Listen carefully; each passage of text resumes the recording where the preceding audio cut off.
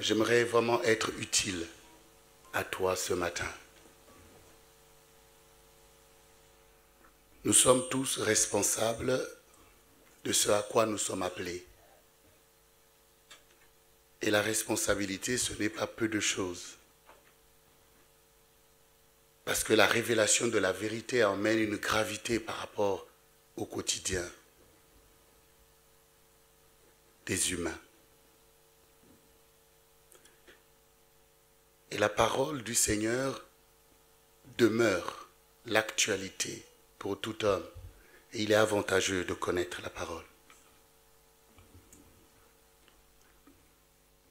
Mais la vie aussi démontre que la parole est vivante et qu'elle doit être enseignée et que nous devons tirer avantage de comprendre toutes choses pour pouvoir avancer dans la connaissance de la vérité. Beaucoup de paroles du Seigneur se bousculent dans mon cœur. Et j'aimerais pouvoir te dire des choses ce matin. Aujourd'hui,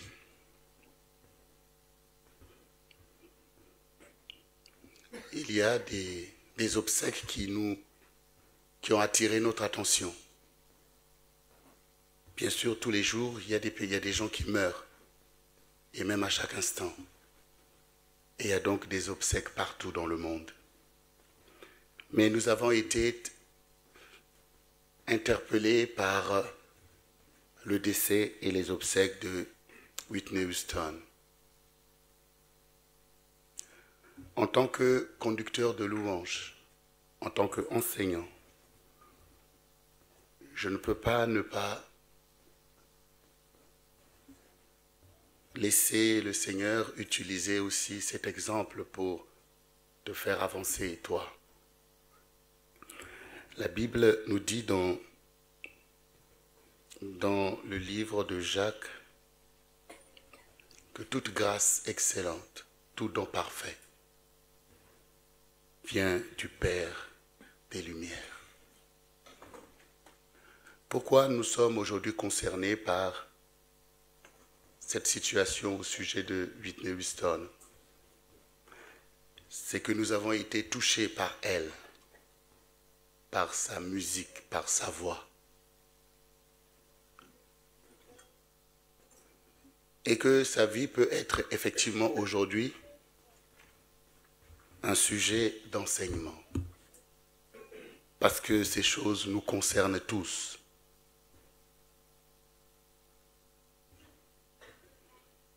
Un hommage lui a été rendu. Et je trouve qu'il fallait effectivement lui rendre hommage. Parce qu'effectivement, elle a touché nos vies. On ne peut pas avoir, avec connaissance ou sans connaissance, avoir été touché par sa musique ou par sa performance. Et puis se dire, oh tant pis, même si aujourd'hui elle est partie, ça ne me concerne pas. Non, ça doit te concerner. Parce que nous sommes l'Église du Seigneur. L'Église est une et le Seigneur est un. Souvenez-vous de ce que nous avons vu le dimanche dernier. Lorsque Jean-Baptiste, à qui on est allé poser la question s'il était le Christ, il a dit non, je ne suis pas le Christ. Celui à qui appartient l'épouse, c'est l'époux. L'épouse, c'est l'Église. L'époux, c'est Jésus-Christ. L'Église a été choisie. L'Église est aimée par celui qui est le Seigneur, qui a payé le prix pour l'Église. Une fois qu'une femme est choisie, elle a maintenant le devoir d'honorer celui qui l'a choisi et qui l'a honoré le premier. Nous avons tous la responsabilité, en tant qu'Église, d'honorer l'époux.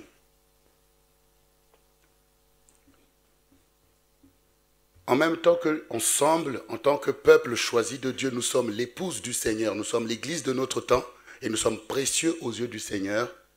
Mais les uns les autres, nous avons aussi une responsabilité parce que nous sommes aussi les amis de l'époux.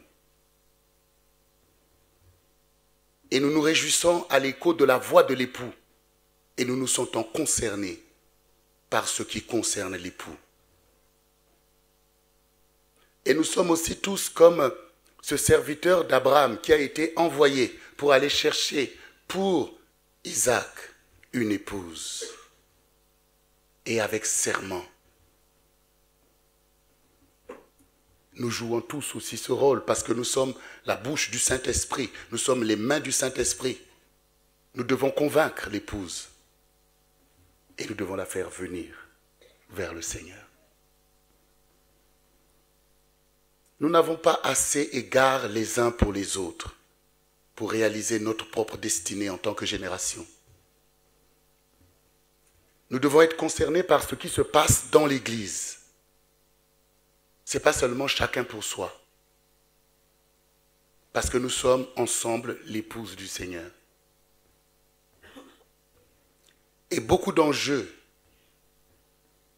se produisent dans cette histoire. Premièrement, j'ai déjà eu l'occasion ici de parler du détournement de la louange. Quelle conscience avons-nous de ces choses? Pourquoi l'épouse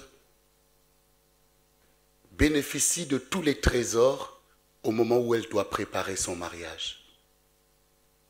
Pour ceux qui sont mariés, vous savez que quelle que soit votre situation, mais vous avez eu de l'argent pour préparer votre mariage.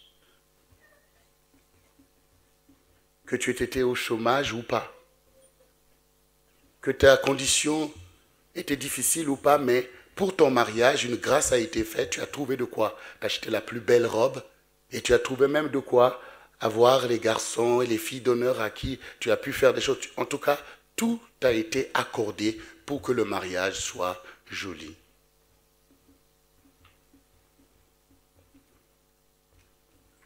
Nous sommes l'épouse du Seigneur Jésus-Christ, choisie par Dieu lui-même.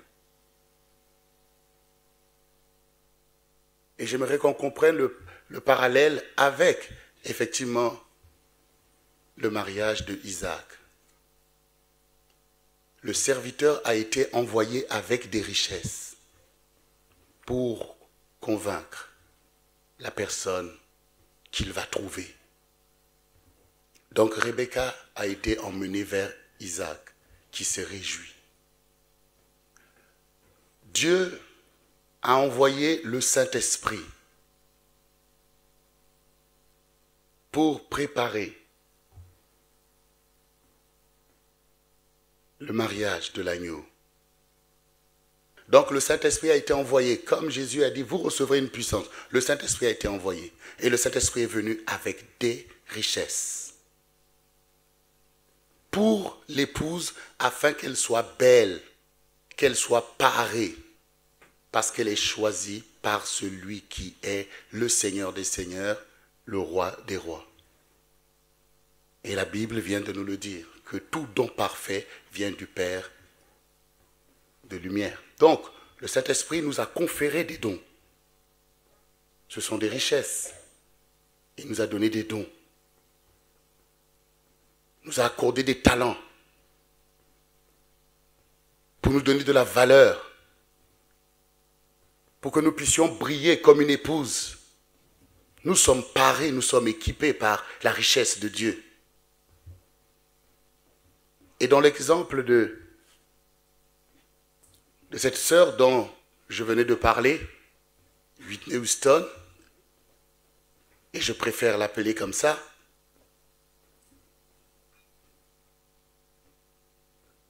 nous avons vu l'expression des dons que Dieu lui a donnés.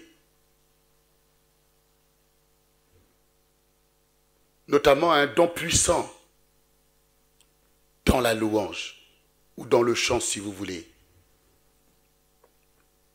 Mais des questions peuvent être posées.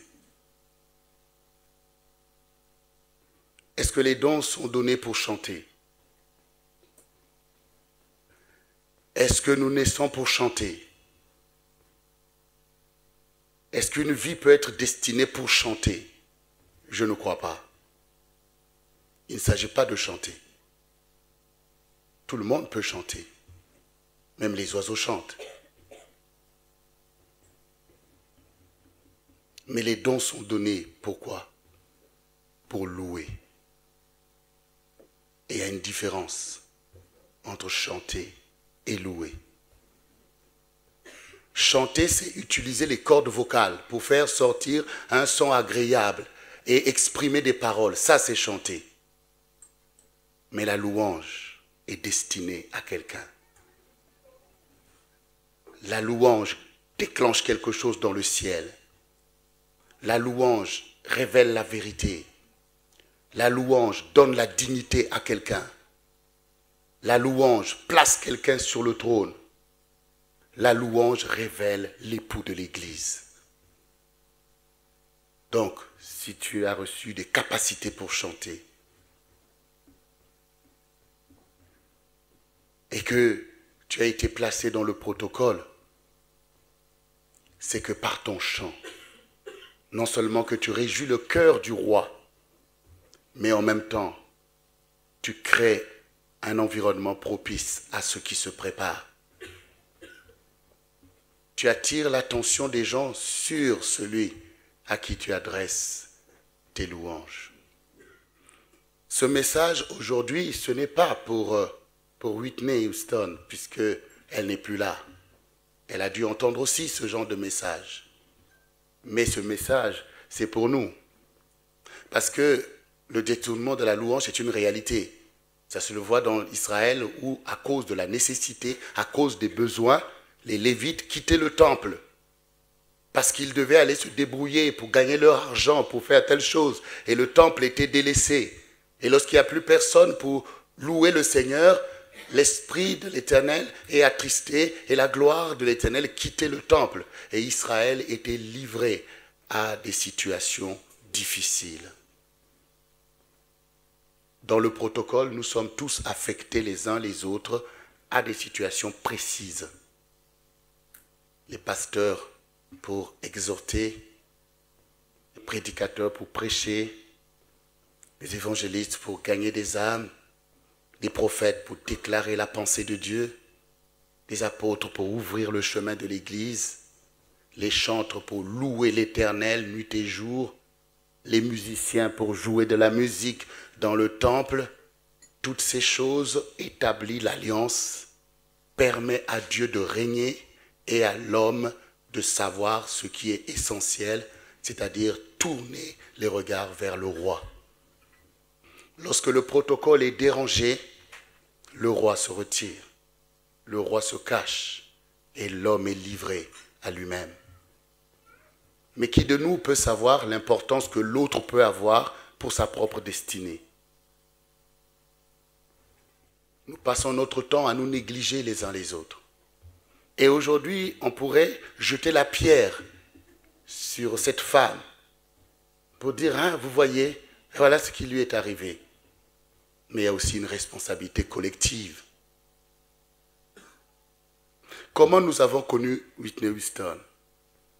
Est-ce que nous l'avons connue parce qu'elle chantait dans l'église où elle a grandi? Non. Nous l'avons connue parce qu'elle a chanté dans le monde, parce que quelqu'un l'a vue et a chanté dans le monde. Et nous avons appris à la connaître, même à apprécier sa musique, d'autres à l'imiter pour chanter et toutes ces choses. Et c'est pour ça qu'aujourd'hui on en parle. Mais est-ce que c'est une mauvaise chose qu'elle ait été connue par nous? Non, ce n'est pas une mauvaise chose parce qu'un don peut effectivement révéler quelqu'un, ouvrir son chemin et les dons sont donnés pour se manifester, y compris même à notre avantage. Et nous aurions voulu qu'elle fût tout simplement une chanteuse de gospel, comme les autres. Nous aurions voulu qu'avec son don et son talent, qu'elle ait chanté davantage de chants gospel pour enrichir la louange dans l'Église. Mais ça n'a pas été le cas. Pourquoi? Parce qu'elle n'aimait pas Dieu? Parce qu'elle n'aimait pas le gospel? Ça n'a pas été le cas parce que la personne qui a eu la révélation de ses capacités, qu'il a vu travailler pour un autre royaume. Et pourquoi il n'y a pas dans l'Église des gens qui soient capables de révéler des talents de l'Église? Pourquoi il n'y a pas d'investisseurs dans l'Église? Pourquoi l'Église n'est pas capable aussi d'envoyer des louanges sur la place publique? Pourquoi l'Église n'est pas capable aussi d'avoir toutes les personnes qu'il faut pour que toutes ces choses aussi se déroulent et se développent bien? Il manque des choses. Et ce n'est pas que Dieu n'a pas appelé ce genre de personnes, mais dans un temps d'assoupissement ou souvent dans la religiosité, on ne pense pas que Dieu peut avoir besoin de ce genre de choses.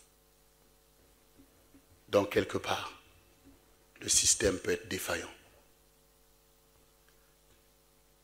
Elle a sa propre responsabilité. Parce que les chanteuses de gospel, ça existe. Tout à l'heure, on vient de chanter un chant de Sissi Wagnès qui est venu au milieu de nous. On était contents, on a loué ensemble. Et c'est une amie d'enfance à elle. Elle aurait pu faire tout simplement comme elle. Elle n'allait pas avoir peut-être l'envergure qu'elle a eue par tous les moyens qui ont été investis en elle. Mais non seulement qu'elle aurait chanté ces fameux gospels dont je parle, elle serait encore en train de chanter et encore pour longtemps.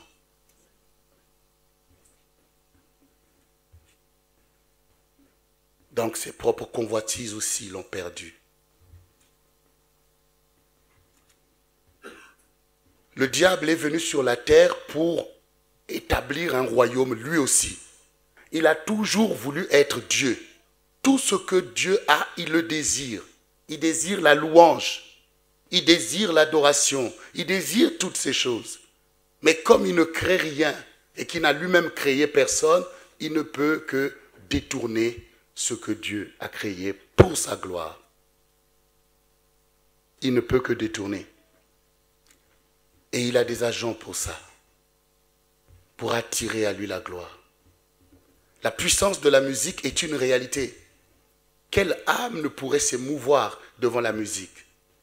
La puissance de la louange est une réalité. Quel roi ne désire point de louange? Le diable sait ces choses.